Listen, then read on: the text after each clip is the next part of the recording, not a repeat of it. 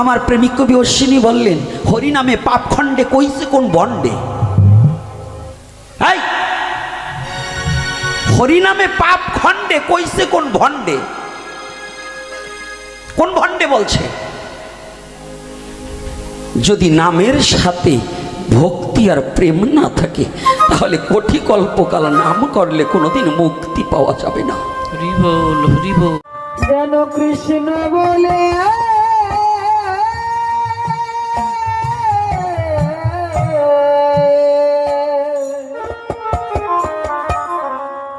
কাঁদিতে। গত বছর যখন পাঠ করি, আমাকে গোপালগঞ্জ থেকে কয়েকজন ভক্ত, তাদের নাম্বারও রাখিনি, নামও তো আমি জিজ্ঞাসা করিনি, তারা বলছিলেন যে কারার গাতি কোনোদিন ভাগবত নয়, ভাগবত পাঠ করবা যে মার খাবেন নাকি। আমাকে বলেছিলেন ফোন করে করে। আজকে আমি সবচেয়ে ধন্য হইতে ধন্যাতীত, যদিও জনসংখ্যা একটু কম হলেও আমি ধন্য এ কারণে সেই কারার গাতিতেই আজ দ্বিতীয় বৎসরে ভাগবতের আয়োজন হয়েছে। রাধে রাধে। অর্থাৎ আমাদের মনের হিংসা দূর হয়েছে। আমরা সনাতনী সবাই এক জায়গায় বসতে শিখেছি। আমরা সনাতনী সবাই যেমন হসপিটালে কোনো জাতির ভেদ থাকে না, কোনো বর্ণের ভেদ থাকে না, কোনো জাতাজাতি থাকে না, রাজা প্রজা থাকে না। ডাক্তারের কাছে আর হসপিটালে গেলে যেমন ওই বেডে সবাইয়ের জন্য চিকিৎসা সমান, তদ্রূপ আমার এই হরিবাসরে আসলে সবাই আমরা ভবরোগের রুগী। এই হসপিটালে ভর্তি হলে সবাই যাব একসাথে মিলে। দেখছেন কি এটা হসপিটাল নয়? কি বাবা, এটা কি হসপিটাল কি না বলুন? তাহলে হসপিটাল হলে পরে এই হসপিটালের ডাক্তার কারা? তাই তো। রাধে রাধে, রাধে রাধে। এই বিশ্ব জগতে ডাক্তার তারা। হ্যাঁ দাদা। একজন সদ্গুরু যারা, ব্যবসা শুরুটা ছেড়ে দেন। একজন সদ্গুরু যারা ডাক্তার হচ্ছে তারা। তাহলে ডাক্তার কিন্তু ঔষধ সৃষ্টি করতে পারে না, পারে? ডাক্তার কি ঔষধের গুণগত মান জানে, কিন্তু ঔষধটা কোথায় তৈরি হয়? এটা ফ্যাক্টরিতে, তাই না? ঔষধের একটা ল্যাবরেটরি আছে না? তো সেখানে ঔষধ তৈরি হয়। তো এই ঔষধটা কি, ঔষধের একটা নামকরণ আছে না? ওই প্রাকৃতিক জগতের ঔষধ যেমন আলাদা, আর আমার শ্রীমান মহাপ্রভুর ঔষধ একটা, কিন্তু যার যেমন ব্যাধি সব ওই ঔষধ গ্রহণ করলে যার যে ব্যাধি আছে সমস্ত ব্যাধি নির্মূল হয়ে যাবে। এই ঔষধের নামই হচ্ছে হরি নাম। রাধে রাধে, রাধে রাধে। যেমন রোগ হোক ঔষধ কয়টা? একটা। সে ঔষধ কি? হরি নাম। আচ্ছা, এই হরি নামেও শুধু যাবে না গো, নাম কোটি কল্পকাল করলেও মুক্তি হবে না। আমার প্রেমিক কবি অশ্বিনী বললেন, হরি নামে পাপ খণ্ডে কইছে কোন বন্ডে। হরি নামে পাপ খণ্ডে কইছে কোন ভণ্ডে? কোন ভণ্ডে বলছে? যদি নামের সাথে ভক্তি আর প্রেম না থাকে তাহলে কোটি কল্পকাল নাম করলে কোনোদিন মুক্তি পাওয়া যাবে না। হরি বল, হরি বল। নামের সাথে প্রেম আর ভক্তি মিশ্রণ না হলে পরে কোটি কল্পকাল যদি করো নাম সংকীর্তন, তথাপি না মিলবে ব্রজের ব্রজেন্দ্র নন্দন। তাহলে নামের সাথে প্রেম আর ভক্তি যোগ করতে হবে। তাহলে আমরা আজকে আসছি কেন? এই হরিনাম শ্রবণ করে। কেন? মহাজন পিছন থেকে পথ যোজনা করে বললেন, কি বললেন? ওরে কৃষ্ণ কথা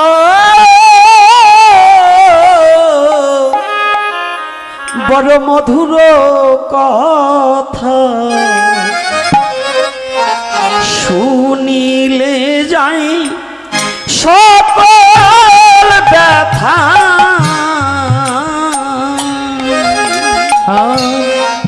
কৃষ্ণ কথা মধুর কথা শুনলে জীবে যায় রে ব্যথা।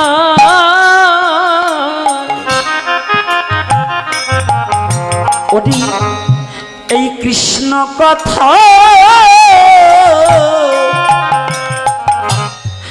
বড় মধুর কথা, হরি বল হরি বল। শুনিলে যায় জীবে সকল ব্যথা। কৃষ্ণ কথা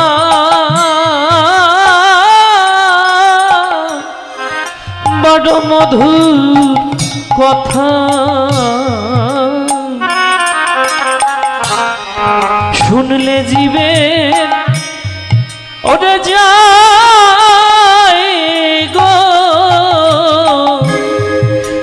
গো ব্যথা। ওরে ও সে হরি হরি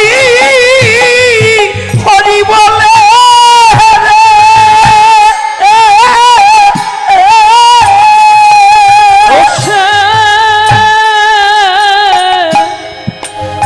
ওসে হরি হরি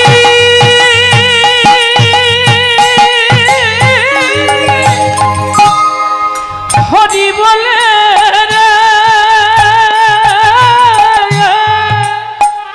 ওরে সে ঘুরে বেড়ায় যথা তথা। ওরে সে ঘুরে বেড়ায় যথা তথা। ওরে সে ঘুরে বেড়ায় যথা তথা। ও সে ঘুরে বেড়ায় যথা তথা। কৃষ্ণ কথা মধুর কথা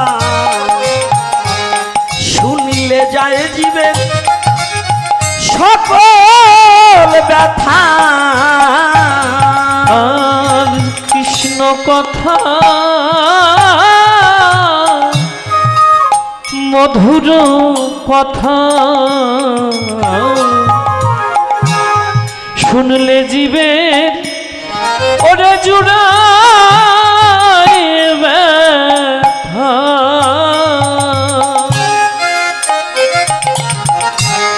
পৃথিবীর অনন্ত কোটি জীবের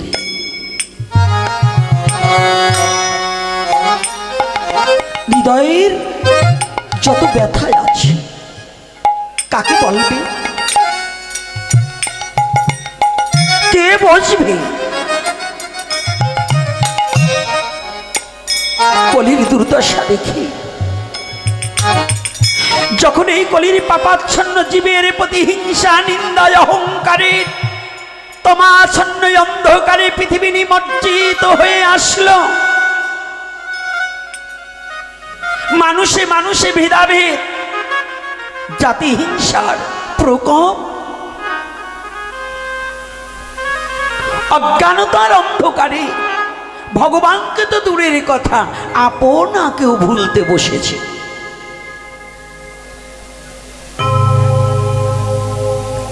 জগতে জীবের প্রতিটা হৃদয়ে ব্যথা বই, আর কোনো আনন্দ নেই, দুঃখ বই, কোনো সুখ নেই।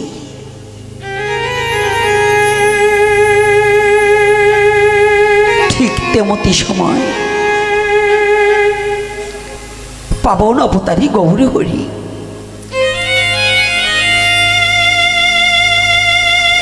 কলির পাপাচ্ছন্ন জীবের দুর্দশা দেখে প্রাকৃতিক জগতে পুত্র যদি কষ্টে থাকে, পিতামাতা যেমন ঘরে বসে থাকতে পারে না, পিতামাতাকে সন্তান যতই আঘাত দেখ না কেন, যতই ভুলে থাকুক না কেন, যদি পিতামাতা শোনে আমার পুত্র কোথাও অ্যাক্সিডেন্ট করে পড়ে আছে, পাগলের মতো যেমন ছুটে গিয়ে হাউমাউ করে কান্না করে এই পুত্রকে যেমন পিতামাতা বক্ষে জড়িয়ে ধরে,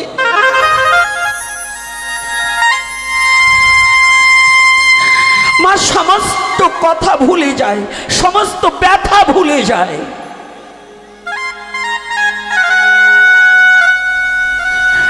আর ভগবানের ভক্ত যদি কোনো জায়গায় কোনো বিপদে পড়ে যায়, ভগবানের ভক্ত যদি জগতের মাঝে কোথাও কোনো বাঁধনে আটকা পড়ে যায়, ভগবানের প্রিয় ভক্ত যদি কোথাও কোনো দুঃখের সাগরে পড়ে যায়, ভগবান আর গোলকে থাকতে পারে না।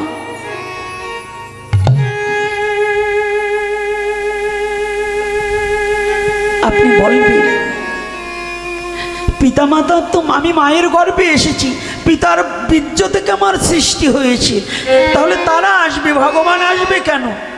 ও জীব, একটু সূক্ষ্ম চিন্তা করে দেখেছো, ভেবে দেখেছো? তোমার মা বাবার চেয়েও ভগবানের অধিকারটা তোমার প্রতি বেশি। 18 মুকাম তত্ত্বের মধ্যে দুজনে মিলে দিয়েছে 8, আর আমার একা অনাদিরাদি গোবিন্দ দিয়েছে একাই 10। তোমার 18 ভাগের 10 ভাগ তার, আর এই দুজন মিলে দিয়েছে 8 ভাগ। তাহলে অধিকারটা কার বেশি? কার? ভগবানের। বাবা কার? কই?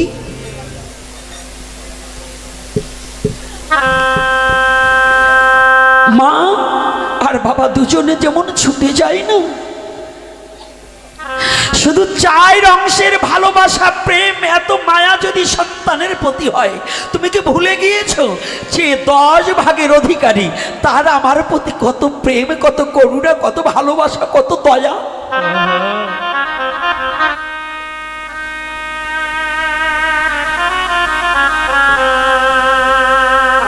কিন্তু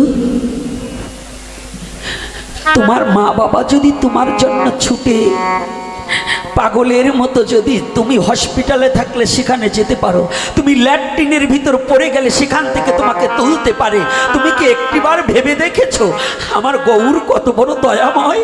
তুমি যদি মহারৌরব নামে নরকেও যাও, যদি সেখানে বসে ভগবানকে ডাকতে পারো, আমার ভগবান ওই নরকেও যেতে পারে।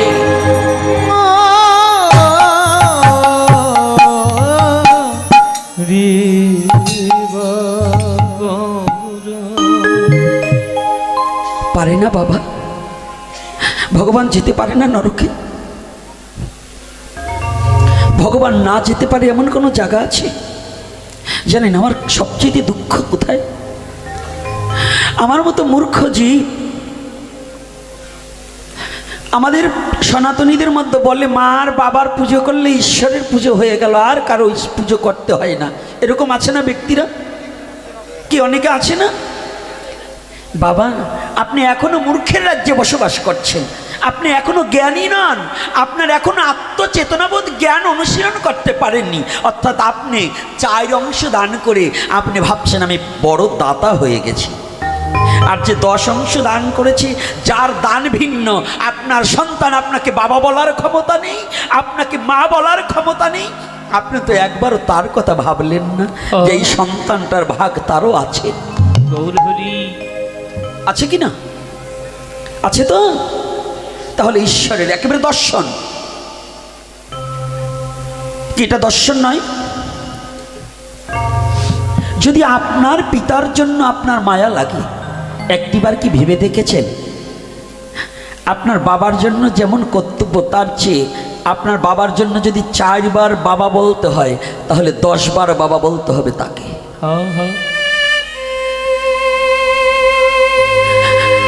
আর আপনার পিতা শুধু হসপিটাল এবং এই মায়ামহ বদ্ধ জীবের এই বদ্ধখানার অধিকার, আর আমার পরম পিতা এহকাল পরকালের অধিকার। কিন্তু কি করেছি? একটিবার কি তাকে স্মরণ করছি? তাকে ভুলে গেছি কি না?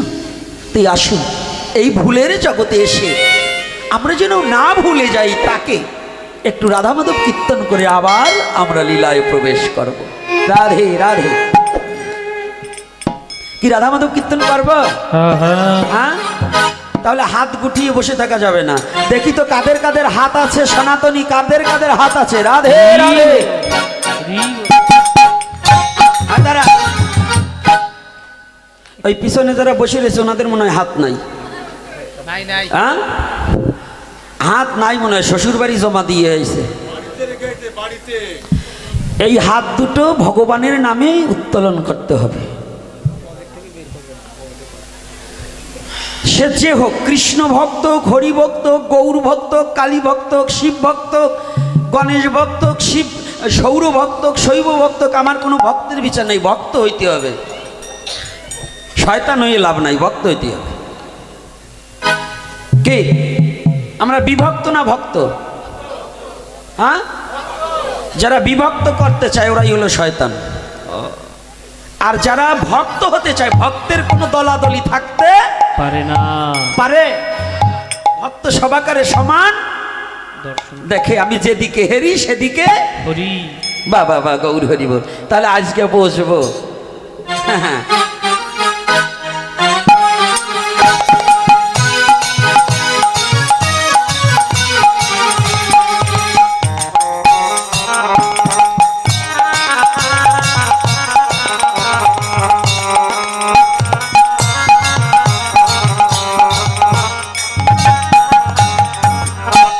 ভগবান করুণা করিয়া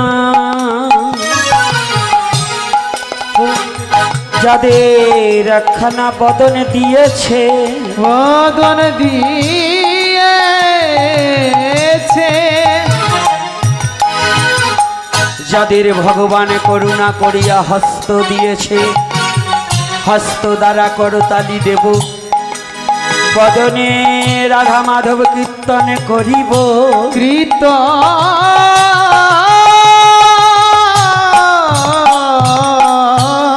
করিব।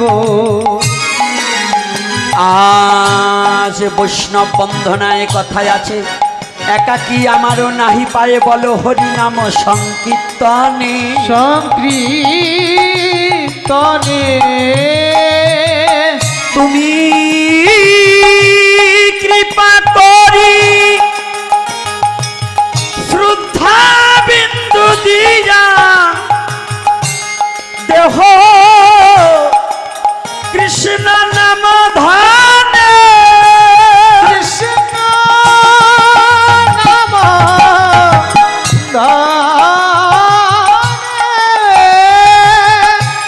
তাই আমরা একা ডাকবো না, সবাই মিলিয়া মনের দুয়ারে খুলিয়া। এই মন্দিরের দরজা নয়, এই যে ইট পাথর দিয়ে মন্দির করেছেন, ইট পাথরের মন্দিরে নয়, ইট পাথরের ঘরে শুলেও ইট পাথরের মতো মন শক্ত শক্ত হয়ে যায়। এই জন্য সাধুরা ইট পাথরের ঘরটাকে পরিত্যাগ করিয়া পাতার কুঠিয়ার মধ্যে শুয়ে জীবন যাপন করে। রাধে। তাই পাথরের মন্দিরে নয়, মনের মন্দিরে গোবিন্দ রয়। তাই সবার মনের দুয়ারে খুলিয়া দিয়া ভগবানকে ডাকিতে হয়, ডাকিতে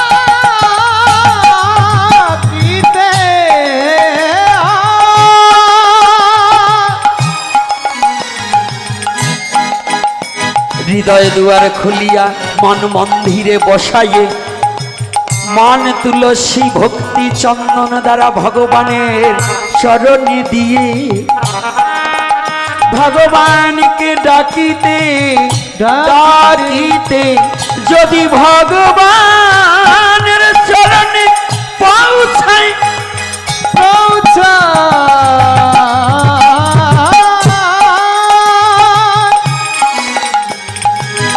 তবে গোলকের ভগবান ভুলকে আসিয়া নরদেহ ধারণ করিয়া মানুষ নয় মানুষের মতো হইয়া, আমার প্রেমিক কবি অশ্বিনী বললেন মানুষ নয় মানুষের মতো। আমার রসরাজ তারক কবি বললেন সেই কথা। গৌরহরি কি মানুষ? হ্যাঁ, হরিচাঁদ ঠাকুর কি মানুষ? তাহলে কি মানুষের মতো? তাই বলছে গোলক ছাড়িয়া ভুলকে আসিয়া মানুষ নয় মানুষের মতো হইয়া তার ভক্তকে দুহাত পাশরিয়া সে টানিয়া যে লয়ে।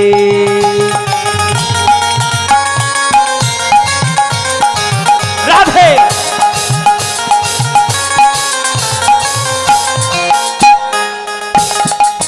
তাই আসুন সেই রাধা মাধব কীর্তনে সবাই মিলিয়া হাতের বাঁধন ছেড়ে দিয়ে করতালি দিয়া করতাল পাবে তাল। দাদা দুধ পাইছে কত, করতাল পাবে তাল। এই হরি নামে যারা তাল করবে তারা তাল পাবে। কোন তাল? ভাদ্র মাসের পাকা তাল না, না। এ কোন তাল? যারা সংসার রূপ সাগরে ডুবে যাচ্ছে, মায়াময় সাগরের জলে ডুবে যাচ্ছে, হরি নামের ফলে তারা ভাসিয়া উঠবে, তারা মায়ার জলে আর কোনোদিন ডুবিয়া যাবে না। তাই মহাজন বলছে তুমি করতাল পাবে তাল। কোন করতাল? ওই যে বাজাচ্ছ এ না, কর মানে হাত, হাতে তালি দিয়া।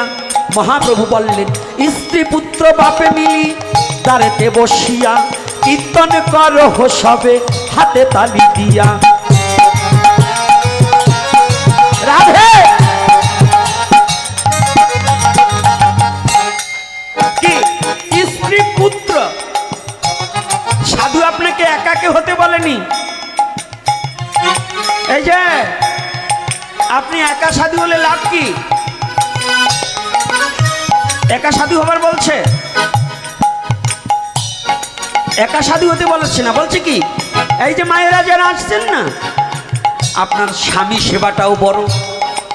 এই ব্যাপারে আলোচনা একটু পরে করব। স্ত্রী পুত্র বাপে মিলি তারেতে বসিয়া কীর্তন কর সবে হাতে তালি দিয়া।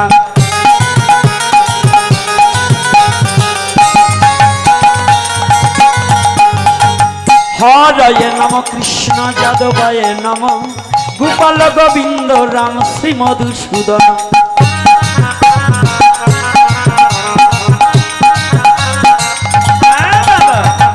তাহলে কি যারা যেখানে আমরা সনাতনী তো অধিকাংশ এখানে আছি না, নাকি সনাতনী না?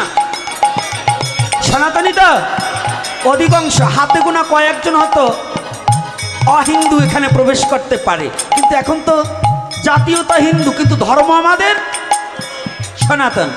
তাহলে এইবার বসবো যারা সনাতন ধর্মে জন্মগ্রহণ করে ভগবানের নামে করতালি দিতে চাই না, অলসতা এমন একদিন আসবে দিতে চাইলেও হবে না,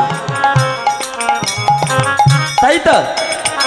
দিতে চাইলেও সেদিন দাদা কয়দিন আগেও ভালো ছিল, আমার কাছে গল্প দেয়, কয় আমি এখনো লাঠি ধরলে পরে তোমাকে মতো সাধু 50টার বাইরে শোয়াই দেবার পারি।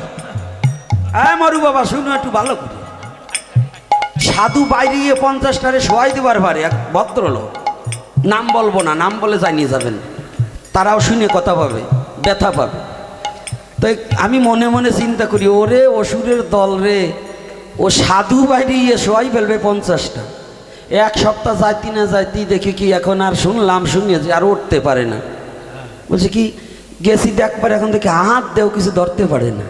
তা আমি মনে মনে মানে প্রকাশ্যে বলি না, আমি ভাবি দাদা আজকে সত্যি গেছে কোন জায়গায়? 50 জন যে হাত দিয়ে লাঠি দিয়ে সাধু বাইরে শোয়াই দিবার পারো, তা আজকে সত্যি গেছে কোথায়? আজকে তোমার হাতই তো তুমি উঠাইতে পারো না। হ্যাঁ, তাহলে তোমার হাত তোমার কথা শোনে না, আর তুমি এই হাত দিয়ে সাধু বাড়িয়ে 50 জনকে শুয়ে দেবা, তাই এই হাত আমার কথা শোনে না।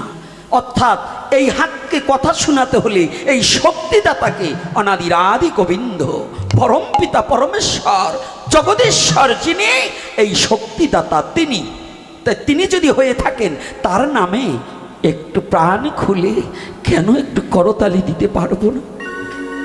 কেন একটু বদনে হরিনাম করতে পারবো না?